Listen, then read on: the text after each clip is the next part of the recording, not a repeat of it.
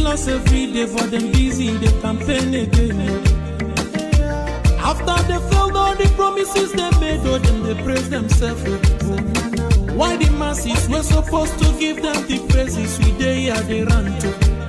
Move it up. I blame it on the religious leaders. I blame it on the traditional rulers.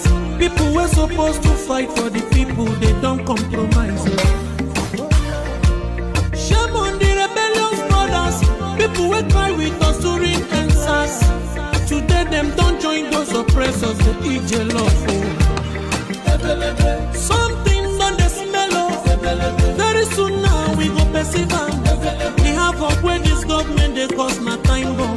It go soon explode. Revolution they come more. It is very close and they feel more. When the power of the people we triumph, the power of the people in power. They no even care, they no even send. Say the people they die of hunger. Hungry dog is an angry dog. One day you go bite the owner. Idle man is the devil workshop. Many youths for Nigeria no good job. And the country the youths got no future. The country is gone, that's on period. Move it up. I blame it on the judiciary leaders. I blame it on the electoral officials. People were supposed to save the nation, but they collect it bribe. Shame on the armed forces. People were supposed to protect the masses. One of them they shoot us anytime they hear our voice.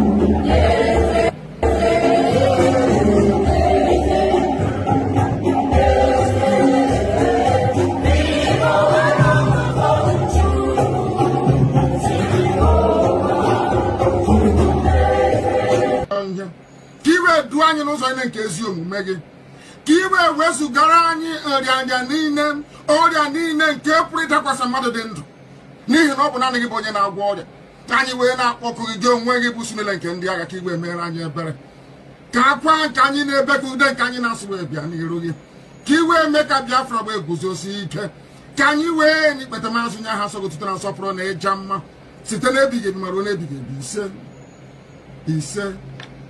ise mma mma dịrị gị Chineke mama dịrị gị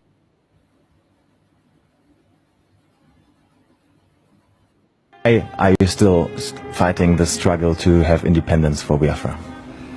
We are fighting for independence, not fighting physically with guns and bullets. We are fighting in terms of our agitation. We are fighting in terms of our belief. We're fighting in terms of our consistency to ensure that we are free, because we're not free. As a free people, we can afford to make life better for our people. Right now, we can't do that because of how Nigeria is structured and because of the very flawed foundations upon which Nigeria rests. You called for a referendum latest this year, November, you said, I think. Yes. If that doesn't happen, what's the way forward? Because the way it looks like the government will definitely not agree to that. Then there'll be no elections in Biafra land. No more elections here. They can put whoever they like in office. They can do whatever they like with their political positions. We will not engage in any political process. You said it's a peaceful struggle, but yes. There are some videos of you appearing in the past, especially abroad, in particular in one conference in the US, where you said you need weapons to defend yourself, you need guns and ammunition. How can we understand that in the context that you're saying it's a peaceful struggle? I'm sure you've heard about the Fulani headsmen killing people all over the place. Have you heard about it? Of course. Exactly. So how do you intend to defend yourself against Fulani headsmen without guns and bullets? They've been killing our people, raping our women, destroying crops in the farms, and no one does anything about it. Is that how human beings are supposed to live? So, and you have the right to arm yourself and defend yourself with arms in that context? Self-defense is recognized even by all the known laws of the UN. Is that not correct? We have the right. If somebody were to barge into this very interview now wielding a machete or an AK-47, are you suggesting we should let them get away with it? You were detained for almost 2 years, from 2015 on, and actually there was no trial. No trial ever happened, and despite several court rulings that said you were supposed to be released, you were not released. Yes. Do you think you were treated in a fair way by the government? Or rather also by the justice system? No, not fairly, because Nigeria is not a civilized country. People behave like animals. They are not reasonable enough. They're not disciplined enough. They are not mentally developed enough to run a transparent civil society. For them, they have a feudal mindset where you have the ruling class and, a multitude of poverty-stricken people who never utters any word in rebellion or to even ask questions about their plight. That is one thing we are determined to challenge. Don't you think you insult a lot of Nigerians with that? I'm being very kind, to be honest. I could have used far more harsher words to describe them. I'm being very kind. So generally you don't think very positive of your countrymen then, obviously? They are not... When you say positive, no, as individuals, perhaps there are a few good people amongst them. But as a collective, this is an absolute mess. And you can see for yourself. Didn't you go through the roads and see how horrible they are? Didn't you see how unkempt everywhere is? How filthy and dirty everywhere is? That is the product of a Nigerian system that is uniquely backwards, even by the very third world standards of Black Africa. That's the fact, and people must face up to it. Well, I traveled in the north quite extensively, and I went to very remote areas sometimes where you would still find Igbo people living there, peaceful together with communities in the north. Don't you sometimes think that you might endanger their peaceful coexistence with the communities there, that they might get into trouble with that? So if they're living so peacefully together, or cohabiting so peacefully as you put it, how come you hear about all those uprisings in the north where southern Christians are being slaughtered and nothing gets done about it? Are you telling me that that is normal? People are in the north out of a dire need, necessity more or less, to try and survive. Because here, the entire production process has been emasculated by people and policies that are geared towards ensuring that our people exist in perpetual state of poverty. And that is unacceptable to us. What we're asking the world to recognize is that we want to live in peace, not in pieces. We want to live in peace just to allow us to be. Allow Biafra to exist. We were existing before the British came. Just allow us to go back to, what we were before. No African came to Europe to create countries. So for somebody to just come in here and say, you, from today your name is Nigeria is simply laughable.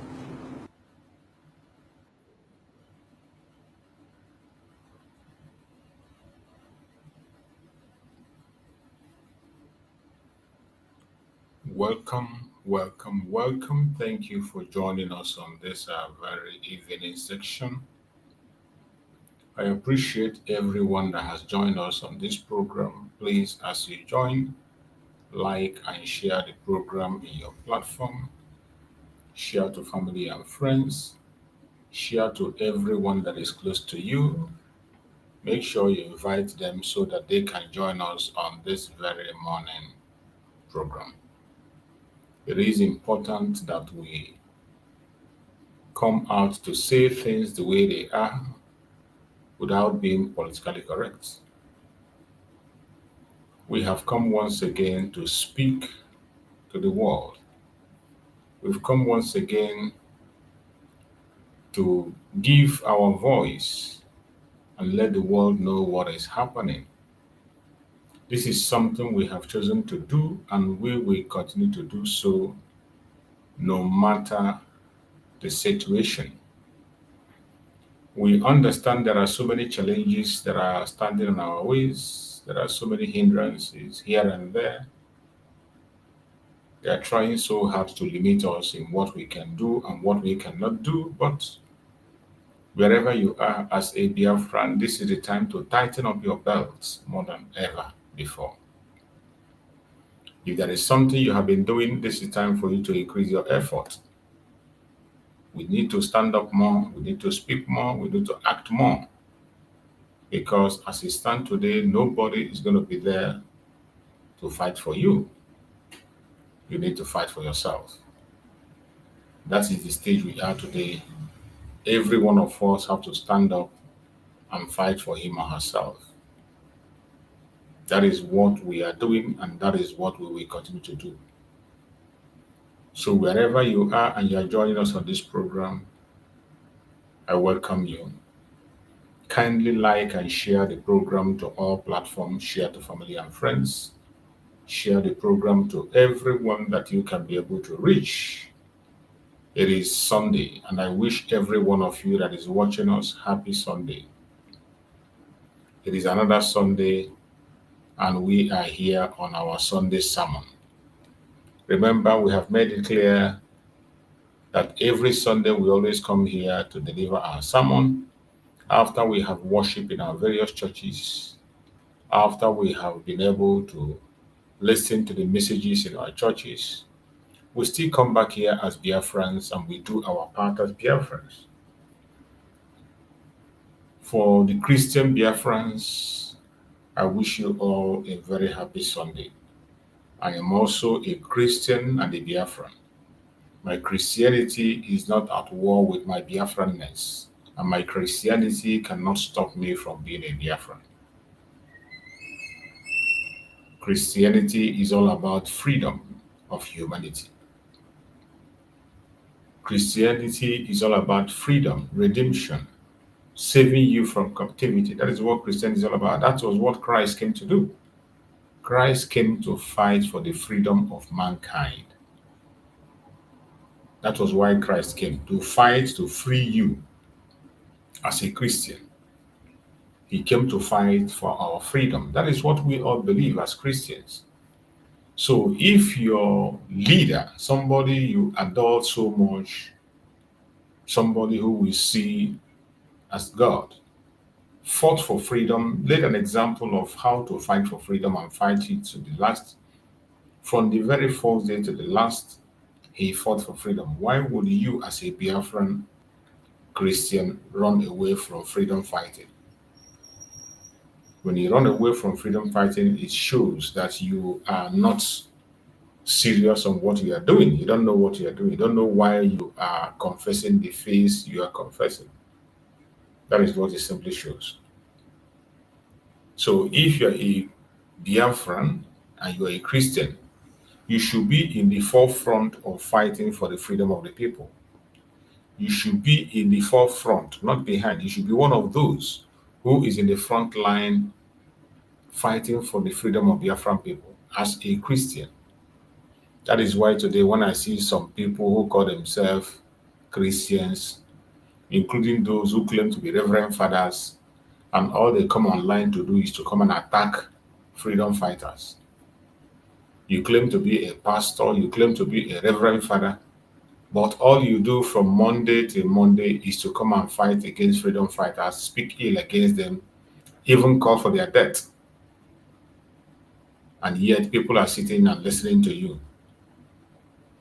That is why today you see, before you see somebody say he or she is deceived, sometimes when I hear it, I don't feel comfortable with that language. I see the people that complain of deception as deceitful also. If you're not deceitful, why would you sit back and be listening to somebody who you know have nothing to offer you, and you sit down and you're watching? Why would you be spending your money, buy data, sit for hours and you're listening to somebody? First of all, examine the life of the person that is talking to you. In most cases, when you see somebody who is supposed to be a reverend father, who will be supposed to be in the church, winning souls and talking to people, he is turning himself to a content creator, to be speaking lies against his own people, against freedom fighters, instead of adding his own voice to seek for solution. It is sad, but that is where we find ourselves today. So in this platform, we have come, as we always do. We come here to not to instigate violence. We don't come here to instigate violence. We don't come here to preach hate. We don't come here to attack people or individuals. We come here to say things the way they are, the truth and nothing but the truth. And we will continue to speak the truth. It doesn't matter how it sounds. It doesn't matter how many people are willing to listen. It doesn't matter how many people are willing to pay attention. We will continue to do what we need to do. We don't care. So if you're willing to join us, you can equally join us by sending your request. Once you send your request, I see your request, I will bring you in and you will make your own contribution to the discussion of today. The topic of the message today says, Sunday Sermon, Igbo elites must rise. Support the October 20th protests. Free Mazi Nnamdi Kanu now. That is what we are discussing today. Sunday Sermon, Igbo elites must rise. Support October 20th protests. Free Nnamdi Kanu now. So wherever you are and you're joining us, you have heard the topic. If there is need for you to come in and air your opinion, all you need to do is to send in a request. Once I get your request, I will bring you in to air your opinion. One of the things that is in the front line today is the request, the call for people to come and join the protest on the 20th to demand for the unconditional release of Mazi Nnamdi Kanu. We know that Mazi Nnamdi Kanu is not the only one in prison, but we want to start with him. That is one at front line. Once Mazi Nnamdi Kanu is released, it is going to affect every other detainees that is detained, including our Prime Minister Mazi Nnamdi. We are equally demanding for his release. We are not forgetting Mazi Nnamdi. We will never forget him. It's impossible for anybody to think that maybe we have forgotten him, but no. All we are doing today is to pay attention to this protest, which is very crucial. This protest in Asorok, which is very crucial, which call have been made that people should come out in mass from different regions, politicians, those who claim to be elites, should come out and add their voice. So we have to lay our voice to the call made by Sowore, continue to share it, promote it, so that nobody will give an excuse and say he didn't hear. Nobody will give an excuse. Every other blogger, somebody like a Very Dark Man, have added his own voice also. But it's unfortunate that so many of our Igbo content creators have not said anything about it. Instead, they are attacking it.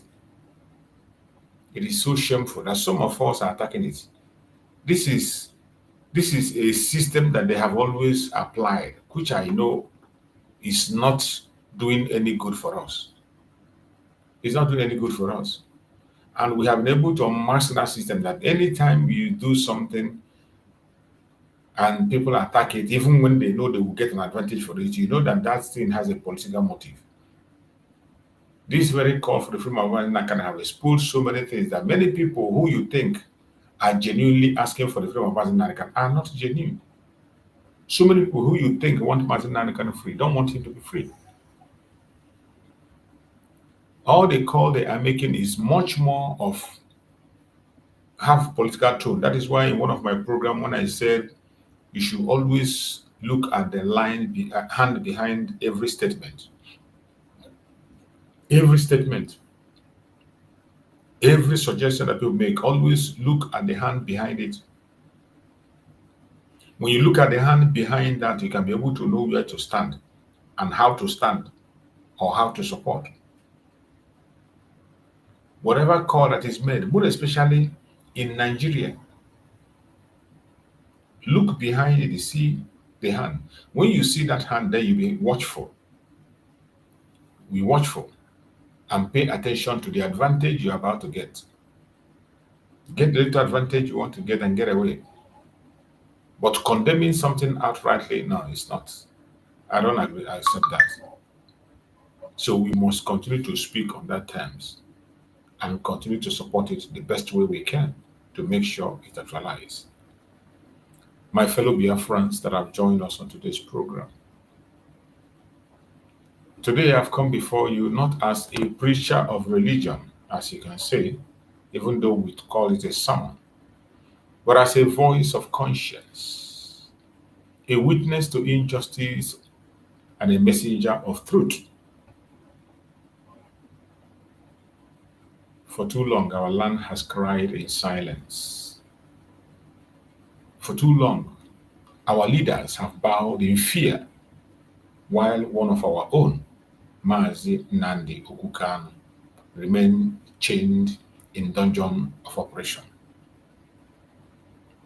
It is a very sad situation. The silence in our land is disturbing. The fear in the leaders in Biafra land is really disturbing. If you're not worried, I am worried. And that is why we continue to talk about these issues the best way we can. Now, another voice of courage have arisen after much silence and fear that grip the leaders in Biafra land. Another voice of courage, Omoyele Sowore, has called for a protest on October 20th. He has called for a protest on October 20th.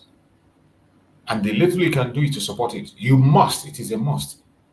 If you care about Biafran, if you are truly a leader, if you are truly a Biafran, if you are truly concerned, there is no need for you to attack it. It doesn't matter what political tone he has, I don't care. Something you have not been able to do for almost 5 years. Almost 5 years, you have not been able to call for any protest, any march, or anything. You've not been able to make any move.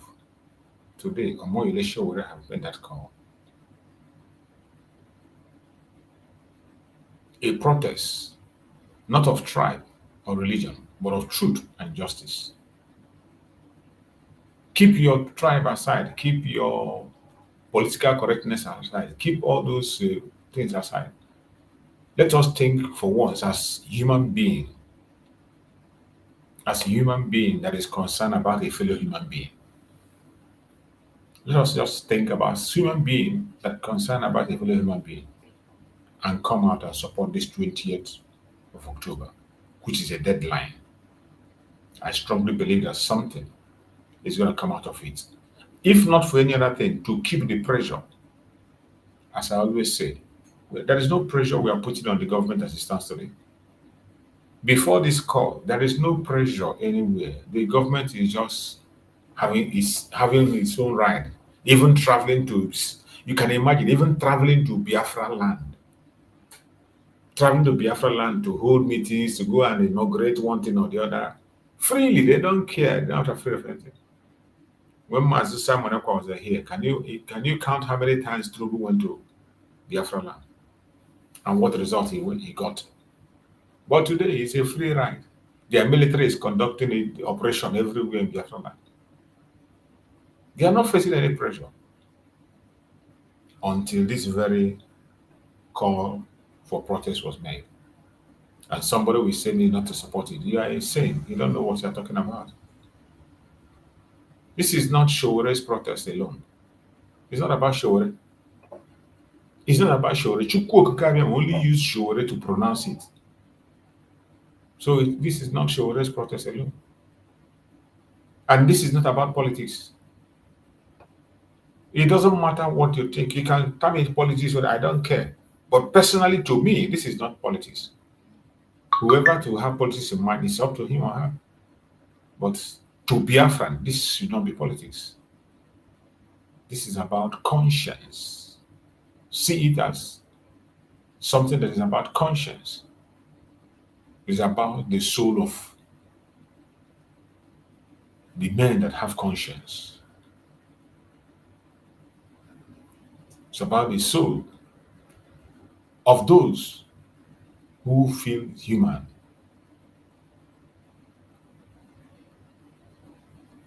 It's about the future of our children and the dignity of our people. That is what it's all about. So for you to stand against this or try to push propaganda about it, I don't know where you stand. Where are the Igbo elites? Where are the politicians? Where are the so-called leaders? Will you hide again while your brother rot in chains? Why are you hiding? How long will you continue to hide while your own brother rots in chain? How long? Will you continue to hide, or will you rise this time and stand with your people? A question to the elites. Those who claim to be elites, even though we know they are not. We ask, where are the Igbo elites? Those who call themselves elites, where are they? Where are the politicians? Where are the so-called leaders? The Ohanese, Dohin, and Dama, where are they? Will you hide again while your brother not in jail? Something you could not do. And an outsider did it. Instead of you to appreciate it, you attack it. You attack it because of your political position. Something, if you know that he can score a political point through that, why didn't you do it and score that political point? Those of you who are busy saying that Sowore did it because of politics, why didn't you do it because of politics?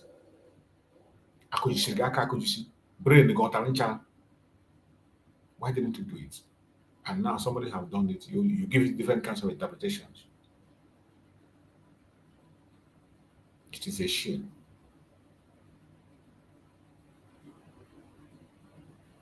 October 20th is not just a protest date. October 20th is not just a protest date. It is a test of truth, a test of courage, and a test of unity. History is watching. The world is listening, and God is judging.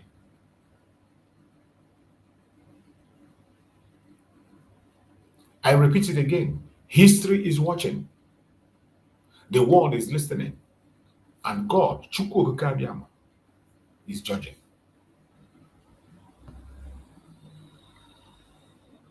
The question is simple.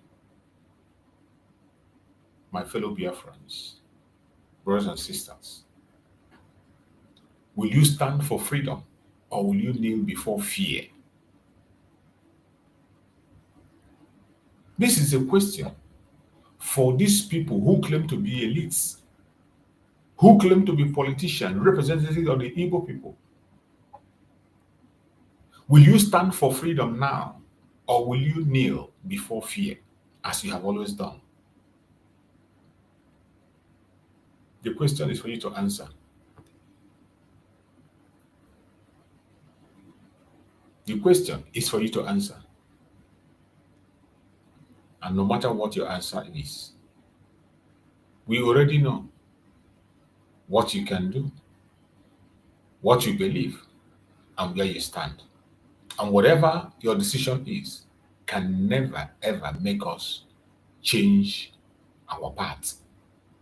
It would never make us to change our decisions. We will continue to do what we have to do. We will continue to speak, we will continue to fight until our supreme Mazi Nnamdi Kanu is freed.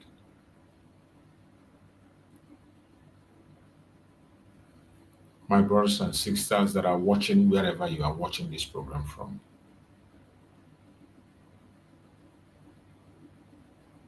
today is Sunday.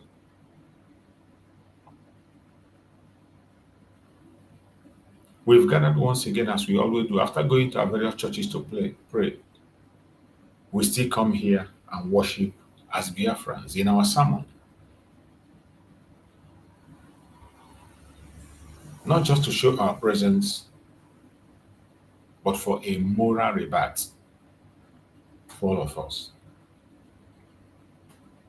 A call to conscience, a call to truth, a call to unity among our people.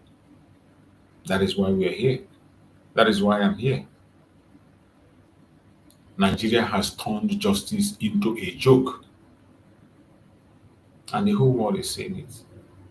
Nigeria have turned law into oppression and turned silence into a weapon against us.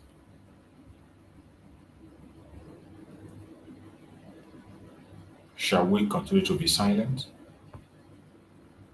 Shall we continue to sit back and watch? Mazi Nnamdi Kanu, the voice of the oppressed Biafrans, remain illegally detained against both local and international court order. Did you hear me? Our supreme leader, Mazi Nnamdi Kanu, the voice of the oppressed Biafrans, remain illegally detained against both local and international court orders. Yet, the political elites from his own land remain silent. Political elites, the same people that Mazi Nnamdi Kanu is putting his life on the line for, they are all silent. They have refused to speak nor act.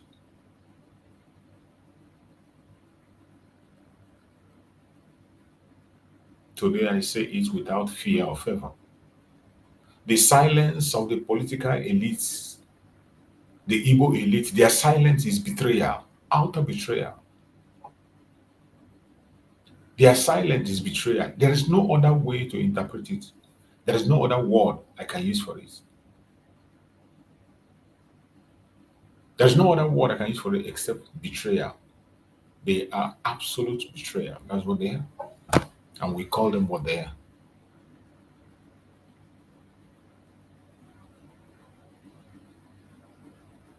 Omoyele Sowore, a man who has stood fearlessly against tyranny. Hate him or like him, that is the truth. He might be a politician. We don't have something in common. Except for some issues, we still have where we disagree with each other. There are so many places where we disagree. Omoyele Sowore, a man who has stood fearlessly against tyranny, has called for a nationwide protest on October 28th. This protest is not about party. Some people can blackmail it, call it anything, but I tell you, to us Biafrans, what matters is what is this protest to us? It is not about politics. And to those who care about humanity, it is not about tribe. Neither is it about religion. It is about justice. It is about justice, freedom, and human dignity. It is about justice, freedom, and human dignity. The question today is simple but powerful. Will the Igbo elites, businessmen, politicians, traditional rulers rise to this moment? Will they? How many of them have you seen responded? How many have you had responded? I have seen many of them attacking that protest that was meant to secure Mazi Nnamdi Kanu's release. I have seen many of them attacking it without any reason. Without any reason. The other vagabond in Lagos State is coming out openly and attacking it. Some of them decided not to respond. They stayed away from it. Even when Sowore called them directly, they don't pay attention. Will the Igbo elites, businessmen, politicians, and traders and traditional rulers rise to this moment? Or will they once again hide behind political calculations as they always do, why their people suffer and their son rot in prison. That is what always do. They hide behind their political calculation. That is why somebody will come and begin to attack a protest that was meant to save Mazi Nnamdi Kanu in order to protect their political calculation of Obi being a president. Even when they know that Obi would never be the president of Nigeria. Obi will never be the president of Nigeria. But today, Peter Obi is one of the reasons many of them are silent in the case of Mazi Nnamdi Kanu. Now, an outsider have pulled the trigger. An outsider have pulled the trigger. Are you going to rise to the moment? Or will you once again hide behind political calculations while the people suffer and your sons rot in prison? We need answers. We know them. We know what they are up to and what they have done in the past. This very protest that is called is very, very essential, mandatory that every elite, every acclaimed intellectuals, all those intellectuals, they must come out and join this very protest on the 20th. It's a must. Because silence is no longer safe. When injustice becomes law, silence becomes a crime. If you are silent when your brother is oppressed, you have chosen the side of the oppressor. That is what it means. And for long, the politicians, the Ohaneze Ndohin and the elite, they have chosen the side of oppressor for a very long time. This is another opportunity for them to redeem themselves. This is another opportunity for them to redeem themselves.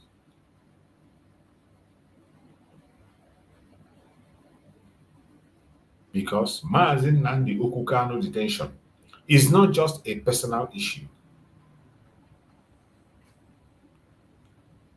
It is a national wound. The illegal detention of one man has become a symbol of oppression of millions of Biafrans. To stay silent is to agree with tyranny. You have agreed with tyrants for a very long time. It is high time you wake up and do the needful. Because history will not forgive cowardice. Never. History will never, ever forgive cowardice. Our children will ask, where were our leaders when truth was chained? Let them not say, our fathers feared politicians more than they loved freedom. And that is what it looks like today. Our fathers fear politicians more than they love freedom. That is why today you cannot come out and support the freedom of Mazi Nnamdi Kanu. You can't even talk about Biafra issue. You can't talk about your detained brothers and sisters across board. You cannot open your mouth and speak for the release of our Prime Minister Mazi Nnamdi.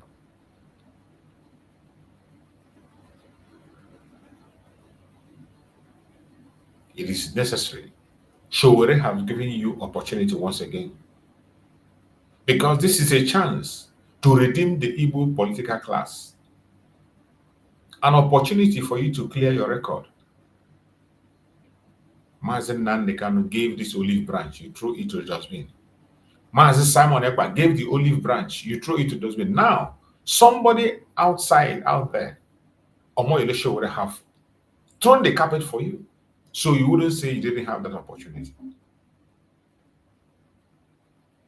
For too long, the Igbo elites have been accused of betrayal, fear, and compromise. This protest offered them a sacred opportunity to prove that the spirit of Igbo pride and bravery is not dead. Every one of us know that we are proud people. We have pride in us. We are very brave. Our forefathers never accepted slavery. Never, ever. But the political class we are seeing today, completely different. Let us see if they can grab this opportunity to redeem themselves. Let's see. If peradventure they will grab this opportunity to redeem themselves. It is a time for us to show that we are united. It's a time for us to show unity. The power of unity cannot be undermined. One voice, one purpose. The power of unity, you cannot beat it. It doesn't matter how evil or how dangerous the issue is. Once you are united, you can really overcome. When the Yoruba, Hausa, Igbo, and all freedom-loving Nigerians unite for justice, the government trembles. It is about justice. It is not about a particular. When the people that has conscience come out from different tribes, you have seen Atiku Abubakar speak. Omoyele Sowore is speaking. We have seen Falana add his own voice. You see Goodluck Jonathan speak. But in Biafra land, how many people are talking? The people who are supposed to talk, they didn't talk. Ojus Okando say he's not going to say anything. There's one other clown also that said that Mazi Nnamdi Kanu should not be released. Where we are seeing fight back is even from Biafra land. The people that are fighting the release of Mazi Nnamdi Kanu, painful is from Biafra land. It is painful. A very painful truth. But that is what we see. Now you understand how difficult it is without unity. You now understand how the enemy have succeeded in dividing us. My brothers and sisters, let us not forget, God does not bless a people who bow to injustice. Chukwu Okike Abiama does not bless a people who bow to injustice. We must not bow to injustice. When Pharaoh refused to release the children of Israel, the heavens intervened. Did you hear me? When Pharaoh refused to release the children of Israel, the heavens intervened. When a man cries for justice and the powerful ignore him, divine anger will definitely rise. Today, the spirit of freedom cries again, not from Egypt, but from Biafra land. This is not the Bible days. In the present time where we are, the spirit of freedom cries again, not from Egypt, but from Biafra land. It cries from the cell where Mazi Nnamdi Kanu, the supreme leader of IPOB, is held. The spirit of freedom cries from the cell where Mazi Nnamdi Kanu is held. The spirit of freedom cries again. It cries from the blood of the innocent that are being shed every day in Biafra land, in the hand of the Nigerian government and their terrorists. The blood of the innocent is crying for freedom once again. In our days, not in the days of the Egypt. The spirit of freedom cries again. It cries from every mother who lost a son to police bullets, to army bullets, to the terrorists. We must not remain silent. The spirit of Biafra is crying and saying, rise.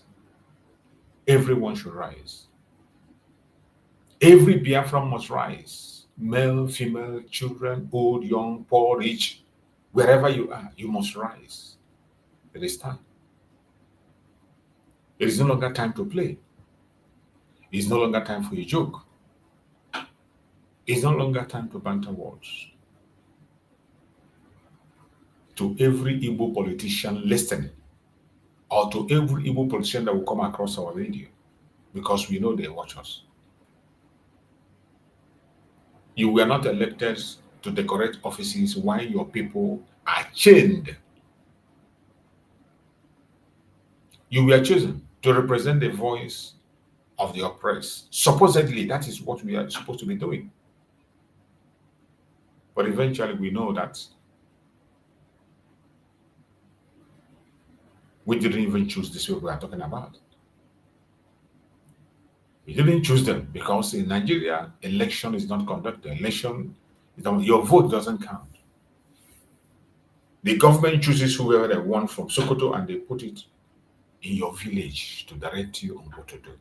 That is how bad it is. If not that they are not chosen, they will not be doing what I do today. Those who are chosen, this is what they're supposed to be doing for their people. Because they were not elected to decorate offices while their people were changed. They are supposed to speak for their people. If the people are chosen, they will know that they are chosen to represent the voice of the oppressed.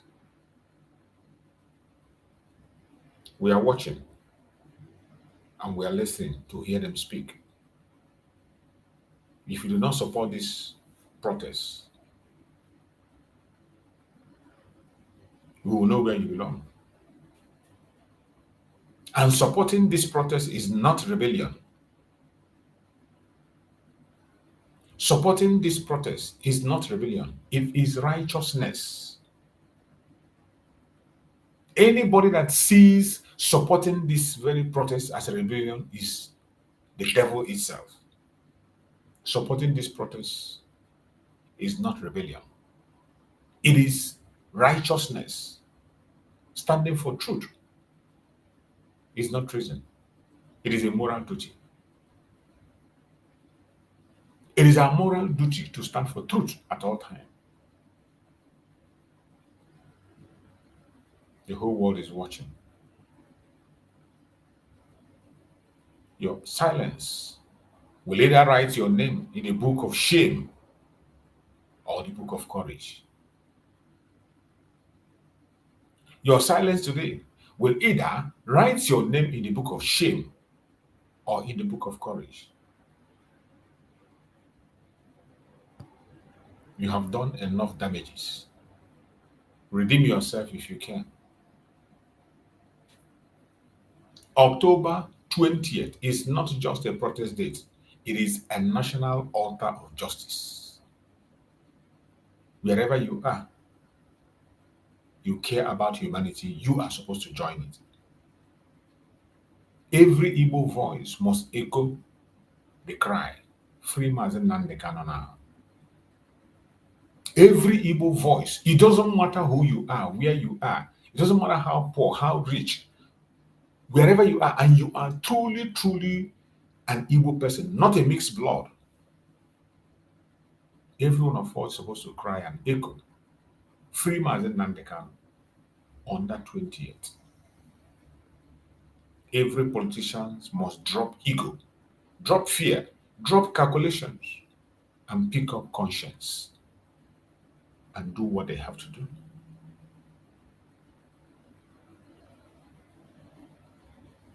A lot has happened. Many people have added their voices. Even people we least expect to talk, they have spoken.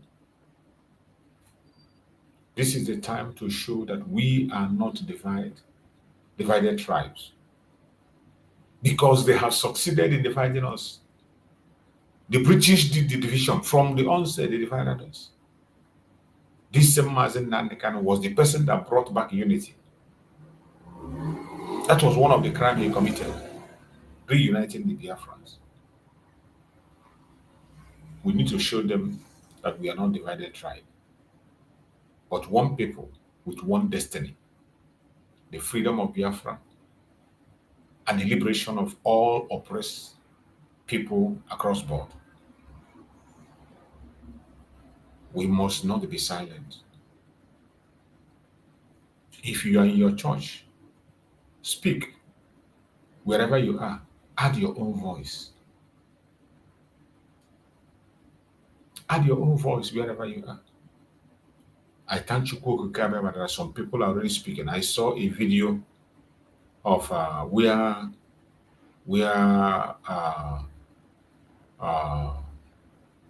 Brother Ebukobi was speaking in his convention of the 100 days where mega crowd was. And I was happy to see Ebukobi there making a case for Mazi Nnamdi Kanu, speaking about the atrocities against the Igbos. That is what we want. Stop being afraid. Stop being afraid. What are you afraid of? What are you afraid of? You're already on the ground. What are you afraid of? What are you afraid of? Why are you not speaking? Many of them went to their churches today and they never said anything about it. Many churches today are owned and run, pastors, reverend fathers. They didn't speak about it. Like some of them, instead of talking about the persecution of Biafran people, there is one that called himself a reverend father. What he does every day is to come and attack freedom fighters. Somebody who should be busy preaching the gospel. He has just become a content creator. Every day, his duty is to come and attack the freedom fighters. The people who are doing something he could not be able to do. Something he's not bold enough to do. And what does he do? All he does is to come and attack it. Every day, every day. I don't know the time he has to preach to his congregation. If he can make the issue of the Biafran people his problem, agitators, and not even Biafra, the issue of Biafra agitators his problem. I don't know what he's preaching in his church. Let us hear what Ebukobi said on this very place. Why would somebody like Nnamdi Kanu think of fighting for Biafra? He was born, I think, in 1967 when the war broke out. He started fighting for this Biafra of a thing because of marginalization. And nobody will take it away. No matter how you try to hide it, you cannot hide that Igbos are not marginalized in Nigeria. Every other region has 60 states. South, 6 states. Southwest, 6 states. North, all the whole north. Even one is 7 states. For the southeast here, we have 5 states. Giving us 5 states is reducing the money that's supposed to come into the region. Reducing the number of senators we're supposed to produce. Reducing jobs. So we are marginalized. There is no marginalization that is more than that. We are the highest importers and exporters. But there is no seaport in the southeast. We are the highest traveling race in Nigeria. But there is no good working international airport.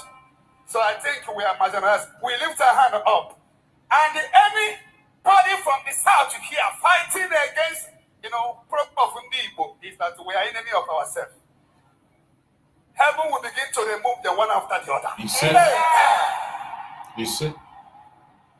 Igbo people fight themselves. Look at Zion ministry that entered into Southeast. People that are here now are millions. All of them, America, UK. The whole money they came with, is it not in Imo say they are dropping it? Okada people will take their own. People selling dummy will take their own. Look at the massive structure going on here. Within 6 months, 16th building is already up. Within 6 months. What will not happen? Get the Ghana Konifa.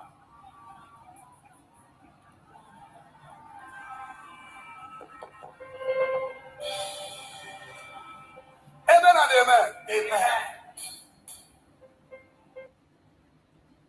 You see the mega crowd. You see the mega crowd that Ebukobi controls.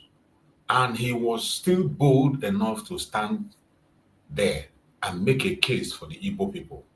Make a case for Mazi Nnamdi Kanu. This is what is worth doing. Today is Sunday. There are people that are so scared that they cannot be able to mention the name of Mazi Nnamdi Kanu anywhere. They are so scared. They can't even mention the name of Mazi Nnamdi Kanu. They can't even speak about the plight of the Igbos. So many of them. Sowore have thrown the challenge. It's left for them to come out and face the challenge. Let us see. You're welcome, my brother Christian. Thank you for joining, bro Christian. Are you there, bro Christian? Unmute yourself. We can't hear you. Rachus, happy Sunday. Same to you, my brother. Rachus, happy Sunday. Can you hear me? Yeah, I can hear you loud and clear. Yeah. You know, I was on a program with a guy who also is connected to CBN. So, but when I saw this one, I just ran into it now. And with this father, this Reverend Father, what's his name? Obi, is it? He's not the Hello? Reverend Father. He's Ebuka Obi. Ebuka Obi. Hello? Brother Ebuka Obi. Oh my God. I can hear you. Yeah, exactly. Yes. So I couldn't, you know, so I said, let me just come in to chip in because he is hitting the nail. This is what we've been shouting and talking about day in, day out, about the highest level of marginalization and the complicity or should I say, complacency of the gang up with the governors. That we as Ndi Igbo, we are the highest importers, exporters, and traders, but they deny us international seaport and the airport. And these two, if you remember, many times when we talked, when I emphasized this, I said these two particular infrastructure is the key, and that is the area they are using to hold us down. And when we talk about marginalization, they say we are crying wolf. But they know what they are doing. And Tinubu will go and commission hotel, but he will not commission seaport. And these criminal Igbo governors, oh my goodness. And they are, we know what's going on. So I'm so happy that he is talking about it now. So more voices have to be added to this because these are the key things, not somebody coming to paint or play games with important things. The important things is that like this, the rally now, the protest for Nnamdi Kanu, it should be given all oxygen in the world to make it really, fruitful. And the second one is this fact that they deliberately they do it and they sit on it and they just sweep it under the carpet. But we are not stupid. We know what's going on. We know that what is driving this, should I say, leaving the region by our people is majorly these two facts. How can you be those who are the traders, the importers, and you don't have seaport? You don't have support. Then when we do this thing, we pay to them, and they use it to develop their place, and they turn around and they call us idiots. They call us stupid. So like I said, I've never heard him, Ebuka Obi, I've never heard him speak on this before. This is the first time, but you can see that the message is hitting the nail all over the place. So people are beginning to realize it. Even that one who is ordinary president, I saw him also one day spoke about it because, like I said, it is the key. That is that inwere onwe anyị anyị na-achọ. Inwere onwe anyị is hinged on these two things. And this is because the airport, I told you, the international airport, all these governors building airport here and there, but local airport from Abuja to where Anugu to this and that. Rubbish. The federal government deliberately imposed the international airport tax system just to make sure that the international flights, they don't come to. So it's all orchestrated. It's well planned. These things are all planned out. And the seaport, they make sure they shut it down, then so that we'll be using Lagos one for the Yorubas. Anyhow, I always say that if you say that it's neutral, whatever, you're wasting your time because at the end of the day, it's a Yoruba place. When they drive you, they destroy your business, destroy your houses. If that house was in Asaba or in Owerri or in even Port Harcourt, nobody, because it's Biafra land.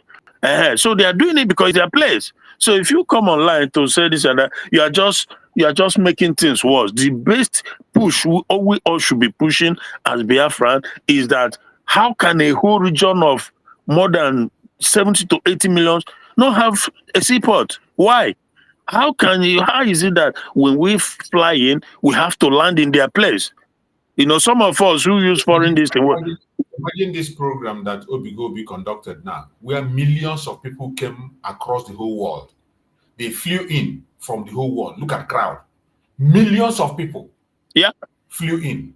You can imagine where did it take how place? much this money will generate to Mohammed International Airport. Mazi choose. Where is because he's based in Lagos? Has he relocated? That was the first thing he did. He has relocated everything to Imo State. Good. So that is where he's hosting this program now. Where you see crowd. He super million. That is when he has any mega program, he take it to Imo State. But you know, people still have to fly in from Lagos. They will fly in from Lagos. From Lagos now, they begin to transport themselves or use local flight now to begin to come to Imo State. But if this people were to be flying to Imo State directly, you know how much it's going to fetch. And some of them will find it difficult. One of them will find it difficult to come to Lagos, and then they will now come to Imo State. But look at the mega crowd. People from the US, people from Europe, from different parts of the world, from Asia, everywhere. Millions of people. Exactly. Yeah. So, Mazi choose. That is why when a very big project in Imo State, he took a village and developed it. Entire village. Where he's holding this project, entire village. In that place, he said he has school. The war. He's going to build school here. He will build school here. He will build hospital. He will build orphanage. So many things. You want to make it as a village. Instead of building in Lagos, he's not transferring everything to the east. And also telling other people to come home. Good. Not telling this is security story. This security story is just propaganda. Yeah. It's just propaganda. But the major war, the war that the government, the Nigerian system, the war that this Fulani Nigerian system is waging on us is the fact that they don't, there's no functioning seaport and functioning international airport. These are the two major areas they are waging war on us.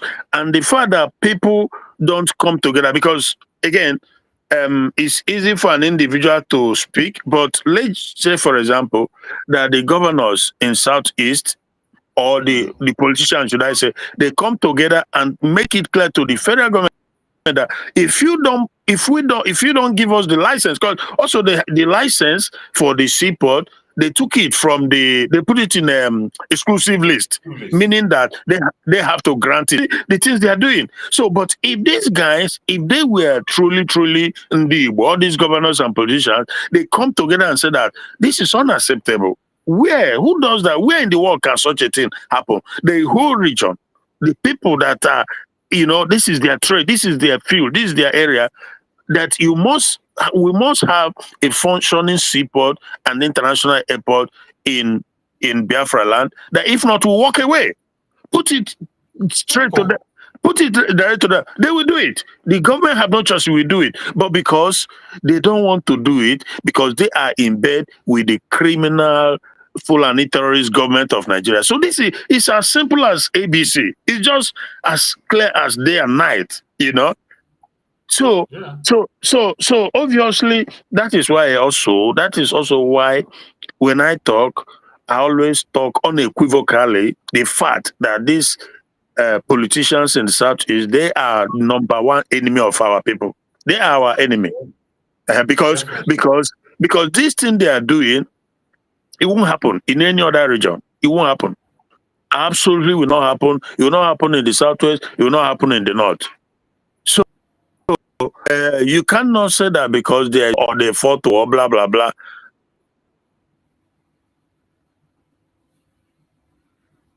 What their entitlement and just so what does that even mean? So they are defeated people and remain subjugated because that is, but not even the Germany. the Germans that more or less responsible for the Second World War, at the end of it, neither does the American nor the Europeans conspire to keep them down. They didn't. They are still allowed them to. In fact, they help them to rebuild. And Germany today is the super economy, the number one economic powerhouse in Europe, because they understand. Because these are human beings, these are normal people who understand that if you give them support, they will build economy that will help everybody. But these people, their own is to make sure that they keep Igbo down and continue to use their head. You know, you carry out your business, you go to Southwest, you build your house, everything. One day they wake up, they say because you vote for P2B, they don't vote for Tinubu. They tell you that the area you built is not located, blah, blah. They destroy it. That is happening all over the place. How can this thing continue to go on? And we have these Igbo politicians. It's just so sad. But again, we have to continue to talk. And you see that, like I said, slowly but surely is bearing fruit. Because when Ebuka Obi is saying this now, it goes a long way. Millions and millions of congregation is crazy. You'll be talking about hundreds of millions of people there. Hundreds of millions of people in that congregation flying from all over. Like you said, imagine how they have to land in the North Abuja or land in Lagos, Yoruba, and then begin to maneuver their way down there. That is crazy. How can you not land in Enugu or Nimo or Asaba or so this is one of the things. So my brother, Odiego, no. It is so sad. It is so sad. I don't know how long will we continue to tolerate this madness from them. I don't know how long is tolerate madness. And things are happening the way it's happening. Nobody is talking. When you speak, they tag you one thing or the other. And before you know it, they begin to push some lies and propaganda against the person. How long are we going to continue on that path? How long are we going to be afraid of speaking? Yeah. For how long? Yeah. Look at now, calling for freedom of Mazi Nnamdi Kanu. The painful thing is that even common to allow him to get normal treatment, you have to pass through many, many difficult protocols. Yeah, that one is simple as allowing him to get his but look at news. Look at news from Sahara Report. Latest news now. Kasina hold this stock bandit across 5 local council areas amid insecurity. Yeah, every day. Latest one. And the one of Nnamdi Kanu is like when you say insult to injury, because a man who is hurt twice is not okay. You won't even allow him to get treatment. This is happening. This is happening under Yoruba government in Nigeria. So how are you going to spin it? You come and tell me if they are not enemy of Igbo. I don't know who are you then to. If this is happening, not under Buhari, not under the jihadist, but under a Yoruba government. So what? Oh my goodness. So I don't know. Maybe because I'm very blunt as a person, I say that these people are enemy. They are not who they are our enemy too. So it's very. How can you not allow the man to get treatment? It's not part of whatever accusation you are making. Anywhere in the world, if you are not okay health-wise, you get medical attention. They deny it. Under a southern president doing this, then you want to tell me Southerners should unite with Tinubu? No, he's not any different from the terrorist. No different at all. My brother, you see, that thing you have been saying every time you talk about that very line of thought you have. I just watched a program in Arise TV where the representative of the Council of Mazi Nnamdi Kanu area, that man, used the same line. This very thing you said now, he said the same thing on their TV in Arise. I'm going to play it. Okay. Let us just watch that. Yeah. When I saw him, I said, look at this is exactly what Bro Christian have always been saying.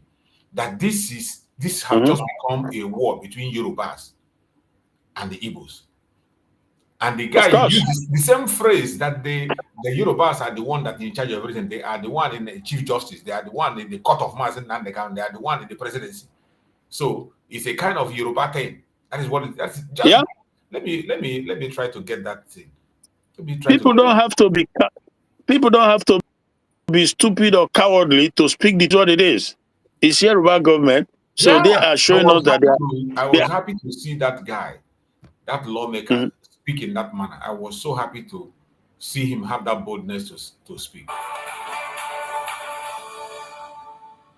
The ongoing detention and trial of the leader of the indigenous peoples of Biafra, Nnamdi Kanu, has sparked fresh controversy following a confrontation on the floor of Nigeria's House of Representatives. At the center of that confrontation is Abia State Representative Agbocha, who engaged House Speaker Tajuddin Abbas in a tense 7-minute exchange over what he describes as Kanu's deteriorating health condition and the government's silence on the matter.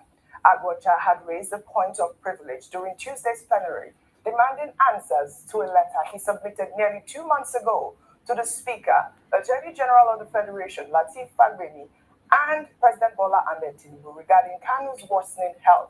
In dramatic fashion, he declared that Nnamdi Kanu is on the verge of death, insisting it was a matter of life and death that warranted urgent parliamentary intervention. The Speaker ruled him out of order, but Agbocha's persistence has yielded results. The House is now scheduled to debate his motion this week, following Deputy Speaker Benjamin Kalu's intervention. Well, Agbocha's involvement in this case is not coincidental. He has been formally authorized by Nnamdi Kanu himself to interface with the Nigerian government on his behalf. Well, joining us now to discuss these developments, the medical concerns, the parliamentary battle ahead, and what he believes must happen next is the representative for Ikwano Umuahia North, Umuahia South Federal Constituency of Abia State, Honorable Obi Agbocha. Thank you very much for joining us on the program this morning. Thank you very much, Georgie. I'm happy to be here. Thank you. Honorable Agbocha, let's start with Tuesday's heated exchange with Speaker Abbas. You raised Nnamdi Kanu's health as a point of privilege, but the Speaker ruled you out of order. Now, can you walk us through what happened and why you felt this approach was necessary?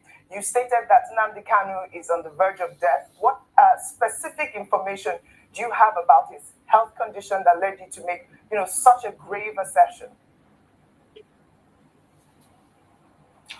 Well, on the 21st of August, I had paid a visit to my constituent, Mazi Nnamdi Kanu, at the DSS detention. And when I met with him, honestly, I thought I was seeing a ghost-like figure. We discussed extensively, by which we had an intervention of his medical doctors to do a full assessment of him. And their conclusion, which was part of the report that I sent to Mr. President, that I sent to the Attorney General and to my Speaker, was the conclusion of the report was that Mazi Nnamdi Kanu had organ insufficiencies, including a low potassium count.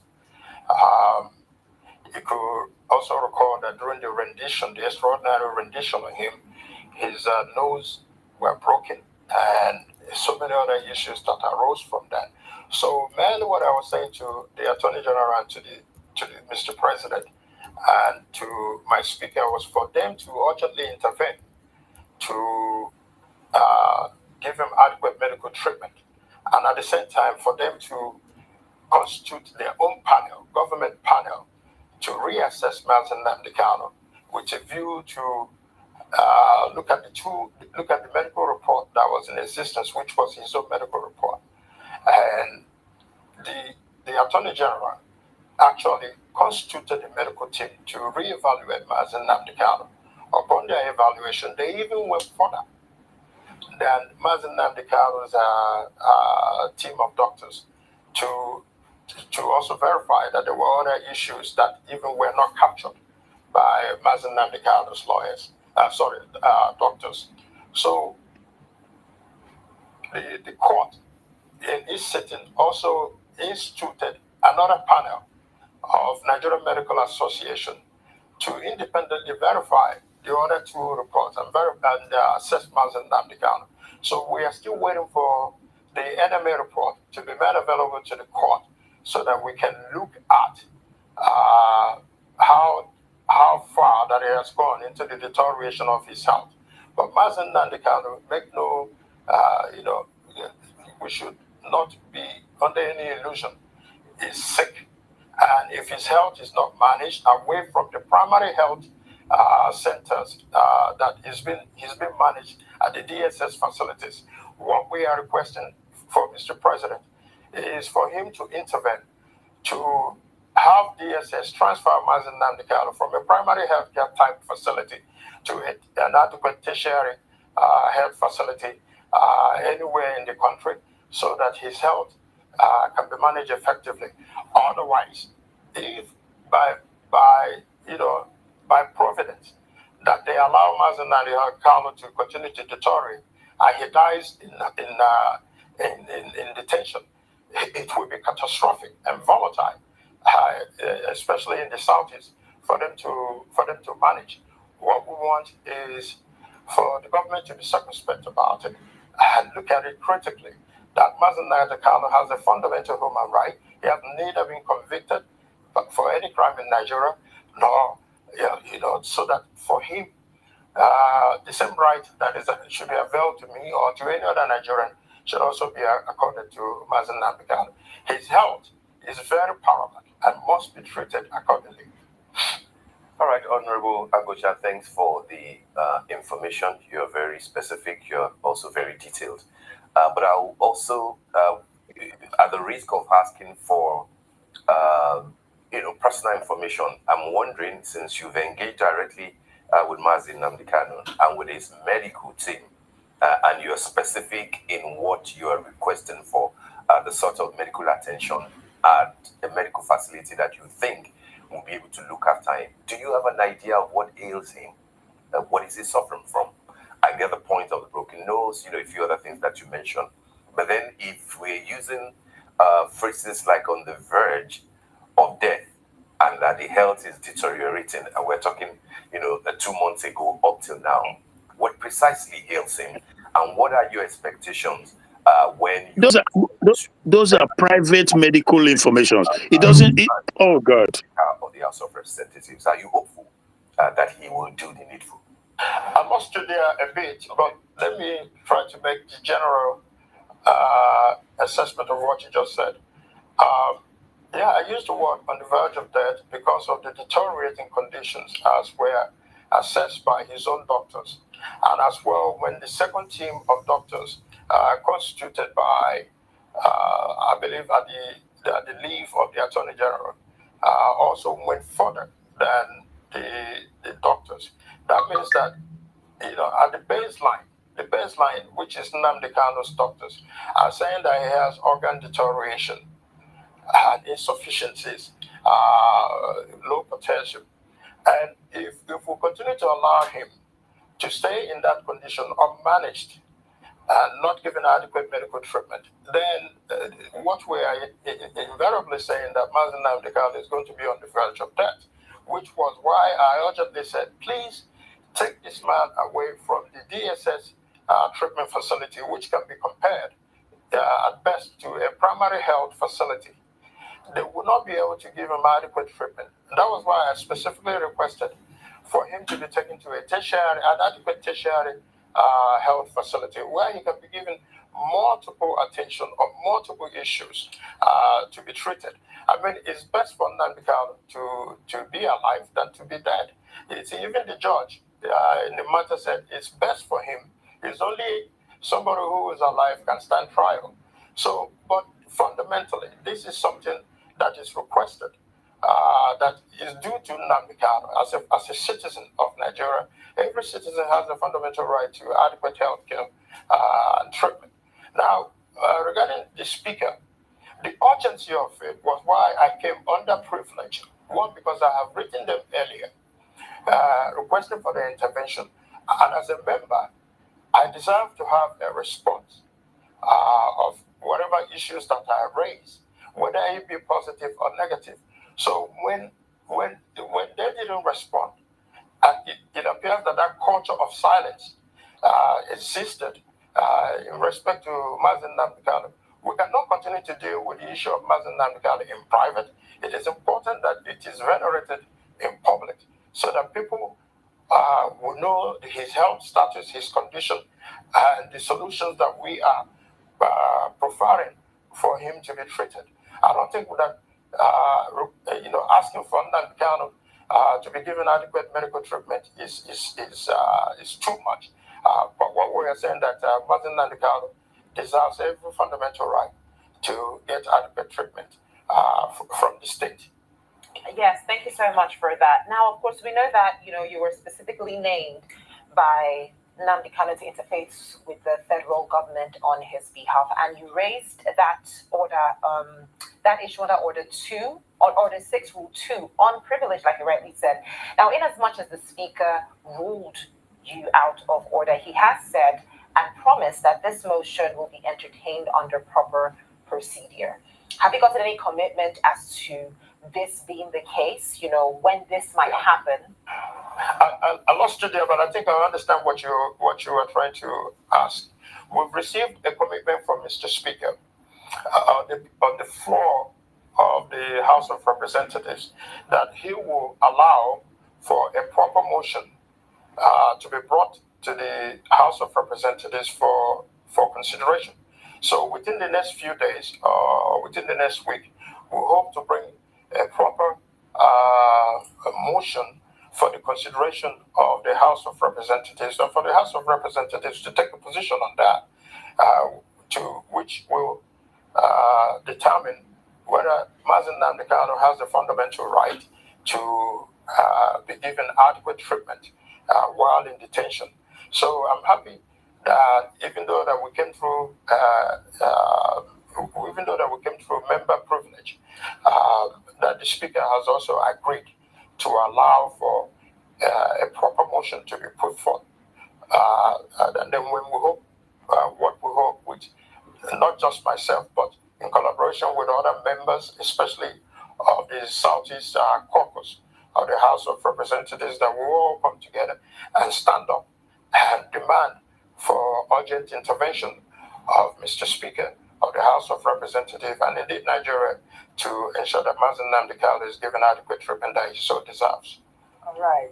Now, I'd like to discuss a few topics here. Some Nigerians are now calling for the release of Nnamdi Kanu. We are seeing these hashtag free Nnamdi Kanu all over social media, including Vice President Atiku Abubakar, activist Omoyele Sowore, and other Southeast leaders. And I know that this is coming especially after we saw reports from the North Katsina State, specifically, of officials holding peace meetings with terrorist leaders under Operation Safe Corridor with pledges of reconciliation. Meanwhile, we know that Nnamdi Kanu, who I believe was discharged at one point in 2022 by the Court of Appeal, remains in detention. And these are the conversations that we're seeing online. Now, how do you reconcile these apparent double standards in the government's approach in dealing with Nnamdi Kanu's case? Do you believe there is any sort of... Let's hear his response here. I think this is where he made a comment. Okay. Treat security challenges in the Southeast versus the Northwest. Yeah, thank you very much for that question, OJ. Clearly, Section 40 of the Nigerian Constitution as amended guarantees the right to peaceful assembly and an association. So I'm very happy that despite the veil and the veil of silence that has existed all over the country, Nigerians are waking up to their responsibility and demanding for justice for Mazi Nnamdi Kanu. And if it takes for them to have a peaceful protest, then that's what it will take. I've endorsed that we all should speak up now. But the truth is that in Nigeria there appear to exist two sets of rules. One specifically for the Igbos and another for the other Nigerians, especially in the administration of criminal justice in Nigeria, where an Igbo man goes through a whole lot of challenges than any other tribe in Nigeria. That bias, I don't know where it exists and comes from. Maybe since after the post-Civil War. But we are all Nigerians, regardless of our ethnic backgrounds, regardless of our cultural backgrounds. The same right that exists for a Northerner, for a Yoruba man, for any other tribe otherwise minded, is the same right that should exist for the Igbo man. There shouldn't be any special exceptions. I mean, look at Nnamdi Kanu. See, look at what we are fighting is even to get treatment. There are a whole lot of people in that gap previously that were held by the state that even demanded to go overseas to get treatment, treatment for their ailments. But now, it seems that we have to go 10 steps further. Sometimes more challenges, uphill task to even get the government to consider giving adequate medical treatment to Nnamdi Kanu. Just imagine. You also look at in the administration of criminal justice, the charges that have been put forth to Mazi Nnamdi Kanu, when others that were also in the same gap were pardoned or exonerated by the court at the determination of the court, they were free. But Nnamdi Kanu has been subjected for 10 years in trial. 10 years in trial, and to no end would that happen. So, but as of today, a lot of Nigerians are coming together to say enough is enough. Look at the recent pardon of Mr. President. He pardoned everybody, even those who are drug lords, those who have murdered people in the country. Yet Nnamdi Kanu has not been proved either through the court testimonies of witnesses or otherwise minded that he has committed any offense. Yet he's been subjugated and he's been subjected to almost like his rights as a person have been dehumanized. So what we are asking for is for the government to be able to look critically at the issue of Mazi Nnamdi Kanu to ensure that fundamentally that this is the aspirations and hope of people, especially of the Igbo tribe, that if Mazi Nnamdi Kanu is released, it will bring about, it will bring security in the Southeast.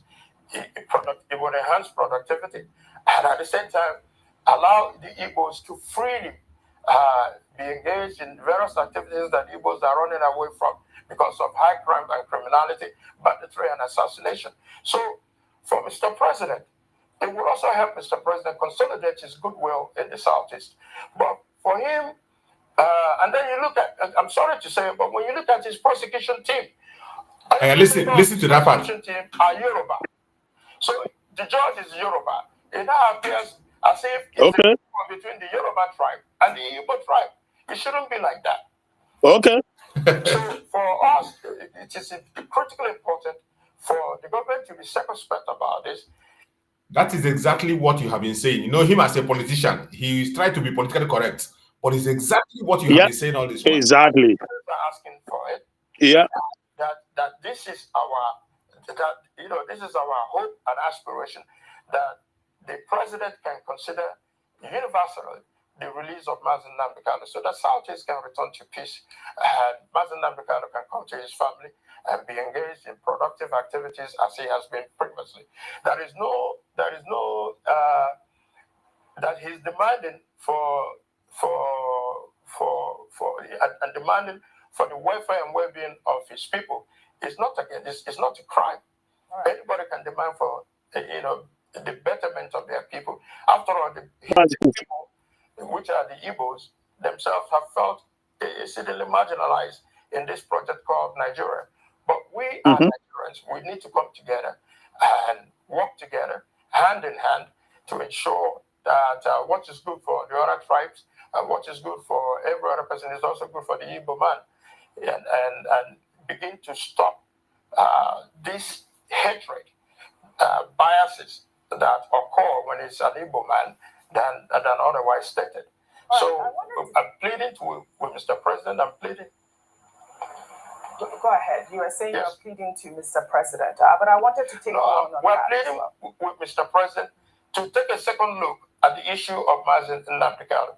when Mazi Nnamdi Kanu was initially arrested, he was 46 or 47 years old, and now he's about 57 years old, and still in detention, still on trial. And it is important that we bring all the spectacle to a conclusion and free Mazi Nnamdi Kanu as we are demanding for.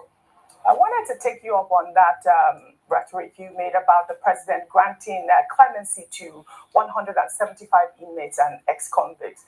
Now, you know that the presidency is defending this as a legitimate exercise of constitutional powers of mercy.